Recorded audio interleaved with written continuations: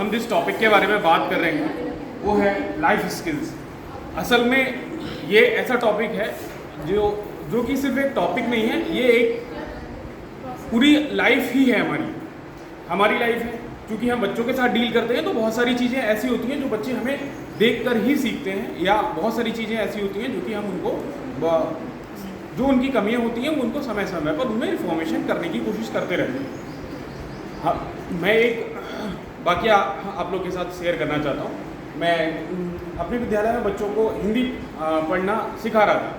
मैंने सब आरंभ में उनको अक्षर ज्ञान कराया, फिर मात्रा का ज्ञान कराया। उसके बाद बच्चों को पढ़ने के लिए अपने स्वोच्चारण खुद से कराया और बच्चों को पीछे पीछे करने के लिए बोला। उसके बाद जब ऐसा होने के बाद वो बच्चों को बोला अब आप प्रयास करो। तो और उनको ये बोला कि जो शब्द आपको पढ़ने में कठिनाई होती है उसको आप मेरे पास लेकर आओ, मैं उसको आपको एक्सप्लेन करने की कोशिश करूँगा। जब बच्चे मेरे पास लेकर आते हैं, बहुत सारे बच्चे जैसे जिनको मात्राओं में समस्या होती है, जो कि बेसिक में हम लोग फील करते हैं जो हिंदी पढ़ाते हैं, कुछ बच्चे मात्राओं में गड़बड़ करते हैं। तो मैं उनको क्या करता हूँ, पहले आप अक्षर बताइए, पहला अक्षर कौन सा, दूसरा अक्षर कौन सा, तीसरा अक्षर कौन सा, इस तरह से मैं बोलता हूँ। फिर मैंने उनको बोला कि इस पर मात्रा कौन सी है। तो अगर बहुत सारे बच्चे क्या करते हैं, फिर मैं उनको उस वर्ड को पूरा करेक्टली उनको प्रोनाउंस करके दिखाता हूँ। तो इस तरीके से ये प्रोसेस में अपने यहाँ टीचिंग में थोड़ा सा फॉलो करने की कोशिश करता हूँ। बाकी फिर जो बच्चे मैं मेरे साथ थोड़े से फ्रेंडली हैं या फिर ज़्यादा सोशल हैं, नटखट बच्चे जो हैं, वो मेरे साथ कभी कभी पूछ भी लेते हैं कि गुरुजी सर आपको तो पता था, आपने पूरा शब्द क्यों नहीं बताया। मैंने कहा बेटा ये आप जहाँ अटके वहाँ मैंने आपको बताया, अगर मैं पूरा शब्द आपको बता दूंगा तो आप उतना प्रयास भी नहीं करेंगे। तो इस तरह से में क्या होता है कि हम एक ये स्किल्स है कि वो अपने आप में ट्राइंग वाला जो है फेज़ उनका स्टार्ट हो जाता है। और समाज में हम लोग बहुत जगह उठते बैठते हैं, बहुत सारे लोगों के साथ आना जाना होता है। एक मेरे मिलने वाले मित्र हैं, उनके बच्चे ने ग्रेजुएशन का वो 12th का एग्ज़ाम का उनका बोर्ड्स का रिजल्ट आया था। और उसके बाद उन्होंने मुझे शाम को फ़ोन करके बुलाया, बोले सर ज़रा आइए, आपकी आवश्यकता है। मैंने कहा ठीक है सर, मैं आता हूँ आपके पास, शाम को मैं मिलने उनके पास पहुँचा। उन्होंने अपने बच्चे को मेरे सामने बिठा के रखा, बोला ये आपका भतीजा है और इस तरीके से इसके ये मार्क्स आए हैं। इन मार्क्स के बेसिस पे आप इनको आगे के जीवन के बारे में बताइए कि इनको क्या करना है। मैंने उस समय एक चीज़ गाइड की कि सर पहली तो चीज़ कि ये चीज़ मैं डिसाइड नहीं कर सकता कि इनको क्या करना है। बाकी बात रही दूसरी चीज़ कि इनको आगे की लाइफ में करना क्या है। हमारा काम क्या है as a guardian, as a parents, हमारा काम इतना है कि हम इस हर अलग अलग कोर्स का कैरिकुलम उनको डिफाइन कर सकते हैं और उसके थ्रू आप लाइफ में कहाँ पहुँच सकते हैं, आपको क्या क्या कठिनाइयाँ आ सकती हैं, उसमें कितना समय लगेगा, आपको कितना परिश्रम करना पड़ सकता है, कितना कॉन्फिडेंस है, इन विषयों के बारे में एक जानकारी प्रोवाइड कर सकते हैं। एग्जैक्ट फिगर्स या एग्जैक्ट चीज़ें हम उनको नहीं बता सकते, क्योंकि बहुत सारी चीज़ें ऐसी होती हैं जो फ्यूचरिस्टिक होती हैं, जिनके बारे में अभी कहना उचित नहीं होता है। तो मैंने उनको यही समझाया, मैंने कहा देखिए सर हमारा कहने का मतलब ये है, मैंने उस बच्चे से थोड़ी देर बात करने की मैंने कोशिश करी ताकि वो अपने विचारों को सामने से व्यक्त कर पाए। जब तक किसी भी चीज़ को अगर हम बच्चे पे थोपने का प्रयास करेंगे तो हो सकता है बच्चा मजबूरी में तो चला ले।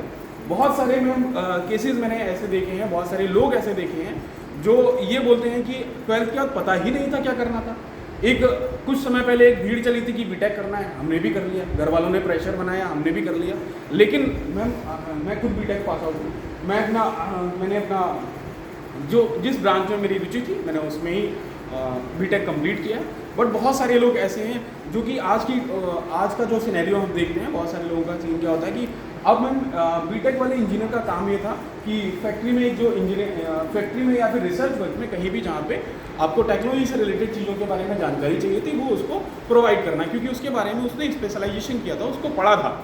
बट आज का सिनेरियो ये है कि बीटेक वाला सिर्फ इंजीनियरिंग छोड़ के या फैक्ट्री में काम करना छोड़ के सब कुछ कर रहा है। वहाँ प्रॉब्लम क्या थी, कहीं ना कहीं प्रॉब्लम ये थी कि हमने अपनी समझ को नहीं समझा था कि हम क्या करना चाहते हैं, हमने रुचि को नहीं जाना था। उस समय शायद वो जानकारी का अभाव रहा हो या कुछ भी रहा हो, जिस वजह से उस समय के उस बच्चे को नहीं पता होता है कि क्या करना है। एक ऐसा ही इंसिडेंट मैं आपको एक साथ और सुना देता हूँ, मैं एक प्रॉब्लम। मेरे फादर ने उस समय मुझे एक ऑफ़र दिया था कि बेटा तुमको अगर यूपीएससी की तैयारी करनी है तो आप चले जाओ, मैं कोचिंग के लिए आपको पैसा दूंगा। बट उन्होंने मेरे साथ में एक शर्त रखी कि बेटा 2 साल मैं आपको दूंगा, उसके बाद मैं आपको पैसा नहीं दूंगा। मैं उस समय शायद उम्र 12th के समय मेरी उम्र 16-17 वर्ष के आसपास की रही होगी, और उस समय मैंने सिर्फ मैम इतना सुना था कि यूपीएससी एक बार में तो बड़े आसानी से नहीं होता, और मैं उसी थॉट को पूरी तरीके से अपने मनोदशा पे हावी कर गया, और मैंने उस समय अपने पिता को ना कह दिया कि सर कि मुझे या तो आपको थोड़ा सा समय और देना होगा या फिर मुझे अपना डायरेक्शन चेंज कर दें। तो बहुत सारी चीज़ें ऐसी होती हैं, एज अ गार्जियन हम लोग का ये रोल होता है कि मैं थोड़ा सा हमें प्राइमरी से लेके ऊपर वाली एजुकेशन का कारक हो जाती हूँ, लेकिन हमें एज अ गार्जियन ये चीज़ें होती हैं। बहुत सारे क्वेश्चन हमारे डे टू डे लाइफ में आते हैं, जिनके बारे में हमें जितनी जानकारी है वो जानकारी कन्वे करना चाहिए, और जो जानकारी नहीं है उसमें सॉरी बोलने में कोई दिक्कत नहीं है। बिल्कुल सामने से हंस के बहुत अच्छे से सॉरी बोलना चाहिए, क्योंकि हम लोग बहुत देख रहे हैं सोशल मीडिया के ज़माने में एक रिलायबल और ऑथेंटिक सोर्स हमको नहीं मिलता है। बहुत सारी मिसअंडरस्टैंडिंग, बहुत सारी प्रॉब्लम्स, बहुत सारी ख़राब चीज़ें सिर्फ एक अफवाह की वजह से होती हैं। तो मैम इस टाइप की स्किल्स हैं जो कि मैं थोड़ा कोशिश करता हूँ अपने बच्चों के साथ भी चीज़ों को करने का। Thank you.